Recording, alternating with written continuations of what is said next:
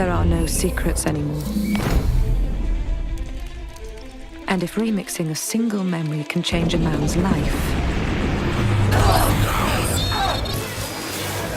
then changing a single man could remix the world. That was my job until someone did it to me.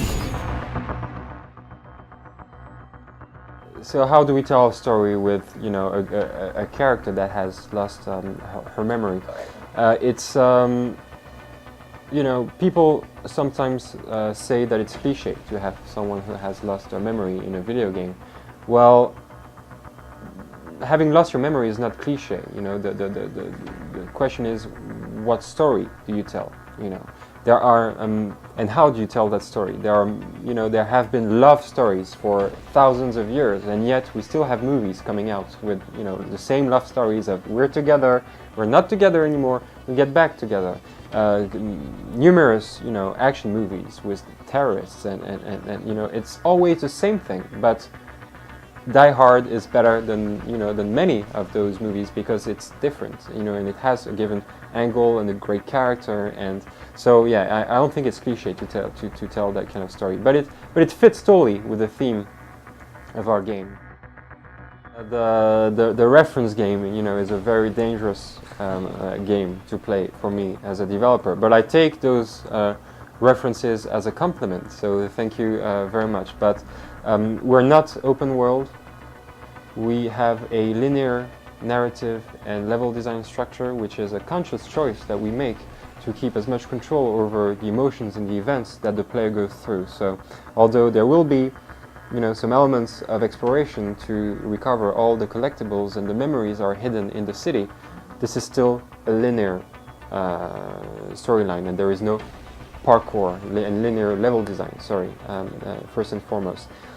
And about that other game you mentioned, well, it's a game that, of course, I love very much, but it's a game that's about physical augmentation. You know, it's about transhumanism. We are not about that. We are another cyberpunk game. Cyberpunk is about identifying one trend today and extrapolating it through technology into the future. Deus Ex extrapolated transhumanism. We are extrapolating on social networks and how we are all uploading our identities on the internet without even thinking of the potential repercussion. We wanted to create a combo system that was less about knowing and remembering 200 combos with different timings than it was about having 4 combos that you gradually learned and that you got to really master, and that then you could play around with for the more hardcore gamers. So it's really a system that is easy to pick up for new players, for casual players. There is a lot of depth for the hardcore, you know, and very different ways to play around with it. But the more you master the mechanic, the more stuff you're going to unlock, the more achievements you're going to unlock, and the more completion in the game you're going to get.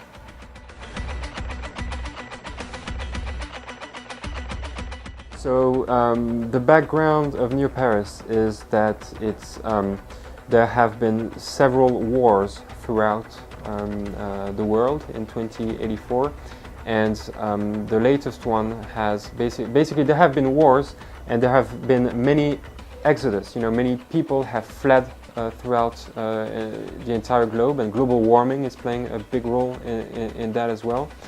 And lately there has been extremely big bombings, you know, like 25 years before the game starts, the whole underground of Paris was bombed and the city collapsed, okay? So they are rebuilding it, and in 2084, where the game takes place, they are just finishing rebuilding it. And that's why it's called Neo Paris, like New Paris. And at the core of this rebuilding effort is Memorize, the company that is manufacturing the brain implant that people use to digitize their memories, and the company also that handles all the memory transfers around the world. So they are the iPhone, the Apple, the Facebook, the Twitter of all people's memories. But it's an invention that is now all over the world. It's like smartphones, it's like the television, but it was invented in Paris. So they are like the richest company, and they rule the city.